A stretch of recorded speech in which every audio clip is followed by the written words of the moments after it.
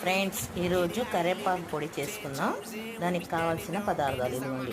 ఎండుమిర్చి 10 కానీ 15, కారం మనం తినేదాన్ని బట్టి, కరివేపాకు గుప్పెడు, తగినంత ఉప్పు, ధనియాలు 2 టీ స్పూన్లు, జీలకర్ర 1 స్పూను, వెల్లుల్లి రెబ్బలు, మెంతులు కొద్దిగా, మినపప్పు, శనగపప్పు 2 స్పూన్లు. ఎలా చేయాలో చూపిస్తాం.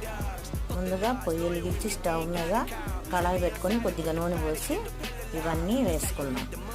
వేపేసి మిక్సీ పట్టు ఎండుమిర్చి వేపి తీసుకొని తర్వాత అవన్నీ వేసి వేపేసుకుందాం. మిర్చితో పాటు కరివేపాకు కూడా వేసి వేపేసుకుందాం. అన్ని పప్పు దినుసులు వేసి ఇలా వేపేసుకుందాం బాగా దోరగా వచ్చేదాకా. చల్లారగానే మిక్సీ పట్టేసి ఒక సీసాలో తీసి పెట్టుకొని వేడి వేడి అన్నంలో కానీ, ఇడ్లీలో కానీ, దోశల్లో కానీ బాగుంటుంది. నచ్చితే లైక్ చేసి షేర్ చేయండి, సబ్స్క్రైబ్. కొత్తగా పొడి చేసి పెట్టుకొని ఒక డబ్బాలో వేసి పెట్టుకుంటే 4 రోజుల వరకు ఏమవకుండా బాగుంటుంది.